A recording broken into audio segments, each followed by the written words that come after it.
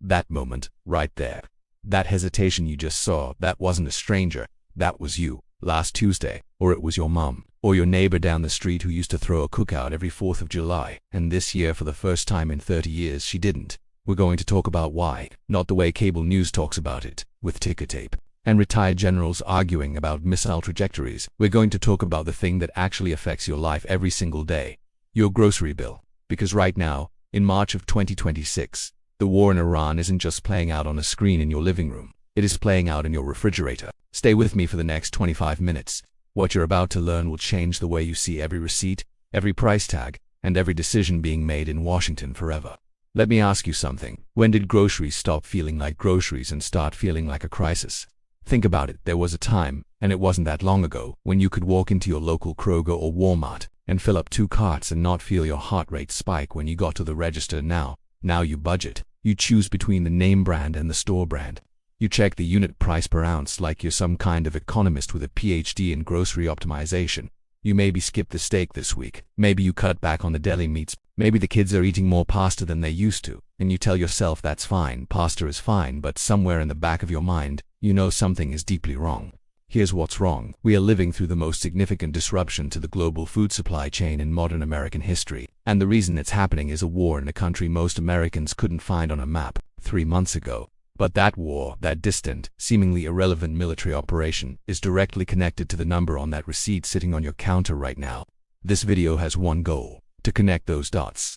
By the end, you won't just understand why food is expensive. You'll understand the entire system, the chemistry, the logistics, the politics, and yes, the choices being made in Washington that are making this worse, not better. Because you deserve to know. This is your money. This is your family's table. To understand what's happening in 2026, we have to travel back more than 100 years, to 1909, to a German laboratory where a chemist named Fritz Haber performed what might be the most consequential experiment in human history. Before Haber, the world had a nitrogen problem. All living things need nitrogen. It's essential for protein, for DNA, for growth. Nitrogen makes up 78% of the air we breathe. But here's the cruel joke of nature. Plants can't use the nitrogen in the air. It's just there, locked up, inaccessible like money in a vault you can see but can't open. Fritz Haber found the key. He figured out how to take nitrogen from the air and convert it into ammonia, a form that plants can actually absorb and use. His colleague, Carl Bosch, then scaled the process for industrial production. Today we call it the Haber-Bosch process, and it is, without exaggeration, the reason that roughly half of the world's population is alive today. Half of the world's population. Think about that. Think about every person you've seen today. Roughly 1 out of every 2 of them, statistically speaking, exists because Fritz Haber figured out how to turn air into fertilizer. Without synthetic nitrogen fertilizer, modern agriculture as we know it collapses. Crop yields crater. Billions of people don't have enough food. This isn't a hypothetical, this is the science. Now here's where Iran comes in. The Haber-Bosch process doesn't just need nitrogen from the air. It needs a second ingredient, and it needs it in massive industrial quantities: natural gas. Natural gas is the primary feedstock for ammonia. You take natural gas, you combine it with nitrogen from the air under extreme heat and pressure, and you get ammonia. Ammonia is the building block of virtually every synthetic fertilizer on the planet. Iran sits on the 4th largest natural gas reserves in the world. Over the past decade, they have built an enormous fertilizer export infrastructure, ammonia plants, urea factories, production facilities stretching across the Persian Gulf region. Iran isn't just an oil power, they are a fertilizer superpower. And when the US and Israeli strikes in early 2026 began targeting Iran's energy infrastructure, the pipelines, the processing plants, the export terminals, the world didn't just lose oil, the world lost a massive chunk of its fertilizer supply chain. This is the Haber-Bosch Trap. We built our entire global food system on top of a chemical process that requires fossil fuels. And when the regions that supply those fossil fuels go to war, the entire food chain shakes. I want you to meet someone. His name isn't important. Let's call him Dave. Dave is a 3rd-generation corn farmer outside of Lincoln, Nebraska. His grandfather broke this land. His father expanded it. Dave farms 1,800 acres, which sounds enormous until you understand that in modern agriculture, 1,800 acres is pretty much the minimum scale you need to survive. Dave doesn't have a mansion. Dave has a truck, a mortgage, a tractor payment, and a spreadsheet that he stares at every February when he has to decide what to plant. And the single biggest line item on that spreadsheet, it's not his mortgage, it's not his equipment, it's fertilizer. On average, fertilizer represents 35 to 40% of a corn farmer's total operating costs. For Dave, on 1,800 acres, that's been running somewhere between $180,000 and $220,000 a year in a normal market. This is not a normal market. When the Iran crisis escalated in late February, spot prices for urea, one of the most common nitrogen fertilizers, jumped 60% in less than 2 weeks. Ammonia prices spiked even more. The fertilizer dealers Dave has worked with for 20 years started calling him back to say they couldn't honor the prices they'd quoted. Some dealers said they couldn't guarantee supply at any price. Dave has two choices. The same two choices every farmer in the Midwest is staring at right now. Choice 1. Plant less. Scale back his acres. Use less fertilizer, which means lower yields, which means less supply going into the market. Multiply Dave's decision by the hundreds of thousands of farmers across the Corn Belt making the exact same calculation, and you understand why commodity analysts are already revising their 2026 harvest projections downward. Choice 2. Absorb the cost and pass it on. Plant the same acreage, buy the fertilizer at the new price, and add that cost to the price of every bushel of corn he sells. Those bushels go to grain elevators. Those grain elevators sell to food processors and livestock feedlots. Those processors and feedlots sell to grocery chains. Those grocery chains sell to you. This is why your steak is $28 a pound. This is why a gallon of milk pushed past $6.50 in some states last week. This is why the cereal aisle, the bread aisle, the cooking oil aisle, the eggs. This is why everything feels like it jumped to price brackets overnight. Because it did. And it started in a fertilizer plant in southern Iran.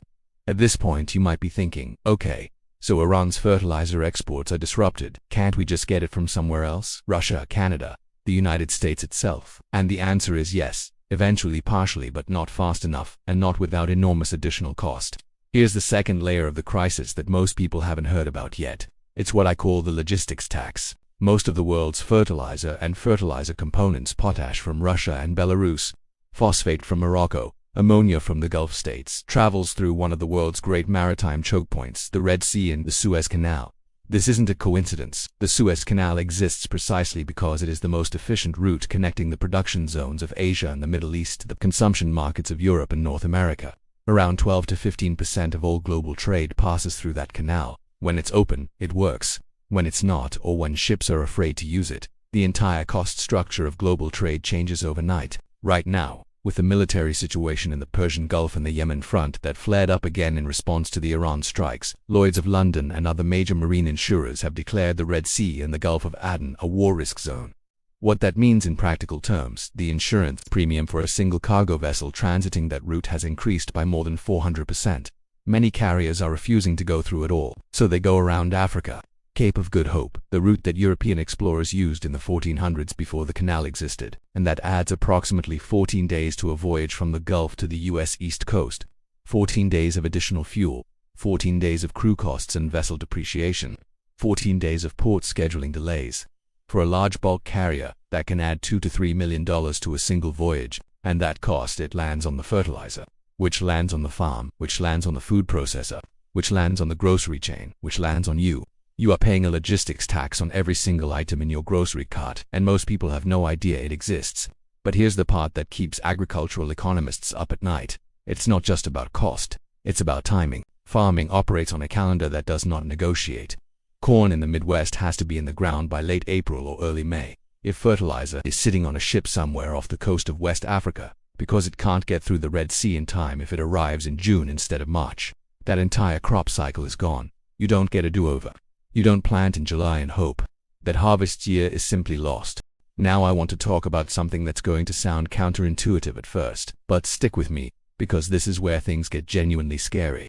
If you're thinking I don't eat much corn, I'm not affected by fertilizer costs, I need you to understand something fundamental about how the American food system works. In the United States, roughly 90% of the corn grown isn't eaten by humans directly. It goes into one of two things: ethanol or animal feed. Corn, soybeans, and other grain crops are what we feed to the chickens, pigs, and cattle that become the meat on your plate. So when corn prices spike because of fertilizer costs, the cost of raising every animal in America spikes too. Ranchers and poultry farmers are paying dramatically more for feed. And right now, many of them are doing something with a very specific, dangerous economic name. They are liquidating their herds. Liquidation means they're selling off cattle, not because the market is good, but because they can't afford to keep feeding them at current grain prices. When thousands of ranchers do this simultaneously, it temporarily floods the beef market with supply. In the very short term, the next few weeks, you might actually see a brief dip or stabilization in beef prices. Don't be fooled. This is not recovery. This is the beginning of the worst protein crisis in American history, because here's the brutal math. When those herds are gone, rebuilding them takes years. A beef cow takes roughly 2 years from conception to market weight. You can't just flip a switch and create cattle. Once this wave of liquidation is complete, the American cattle herd will be at its smallest size in modern history, and demand for beef isn't going anywhere. Prices aren't going to rise to levels we've never seen. They're going to explode to levels we've never seen. We are looking at a near future where a pound of ground beef is $25, where a whole chicken is $20, where eggs already at record highs become a luxury item. This isn't a pessimistic prediction. This is what the math produces when you follow the supply chain logic to its conclusion. I want to be clear about something before I say what I'm about to say. This is not an anti-military video. The men and women of the U.S. Armed Forces are doing the jobs they were asked to do, and they deserve our respect. What I'm questioning, what I think we all have the right to question, is the decision-making happening far above them. In the halls of the Pentagon, in committee rooms on Capitol Hill, in the Situation Room. Because here's the thing that should make every American furious, regardless of their politics. In the past 60 days, Congress has authorized billions of dollars in emergency military and security assistance related to the Iran conflict, missile defense systems, intelligence support, naval logistics, you name it, we're funding it. And in that same 60 days, there has been zero, not reduced, not scaled back, but zero, emergency domestic food security legislation, no emergency price stabilization fund for farmers, no emergency subsidy to offset fertilizer cost spikes, no strategic reserve release, no task force, not so much as a press conference from the Secretary of Agriculture, acknowledging that the war in Iran is about to create a domestic food crisis. The silence from Washington on this issue is deafening, and I think it's because food security is the kind of crisis that happens slowly and then all at once. And by the time it's undeniable, it's too late to prevent it. You can see a missile launch on satellite imagery. You can photograph a carrier strike group. You cannot photograph the moment a farmer decides to plant 30% fewer acres. You cannot photograph the quarterly loss report from a fertilizer cooperative. These things are invisible until they show up on your receipt. Main Street is paying the bill for a policy that Main Street had no vote on. The farmers who grow your food are being squeezed between a war they didn't start and a government that hasn't called. And you, the person who just wants to be able to afford dinner, you're caught in the middle of it all. The era of cheap food is over. It's a supply chain fact. The structural forces that made American food affordable for the past 50 years, globalized supply chains, cheap natural gas, stable shipping lanes, growing overseas production, those forces are all under pressure simultaneously. For the first time in history, the trigger for the current crisis is a war, connecting to every single one of those pressure points at once. Natural gas disrupted, fertilizer disrupted, shipping lanes disrupted, global commodity markets in turmoil. This is not one problem, it's a systems failure. And systems failures don't get fixed overnight. So what do you do with all of this? Here's what I want you to take away from today. First, you are not imagining it. The price increases you're experiencing are real and structural. They are going to continue for at least the next 12 to 18 months under the most optimistic projections. This isn't inflation from the pandemic. This is a new, second wave of food cost pressure with a specific cause. Second, your farmers need support right now. Not symbolic support. Not a hashtag, real support. Call your congressional representatives and ask them specifically what emergency agricultural relief legislation they are supporting. Ask them why there's emergency military funding but no emergency food security funding. Make them answer that question. Third, shop smart and shop now. I'm not telling you to panic buy and strip the shelves. I'm telling you that the things that are going to get most expensive over the next 6 months are protein and dairy, canned goods, frozen foods, shelf-stable proteins, if your budget allows. This is the time to build up your pantry strategically. And fourth, share this video.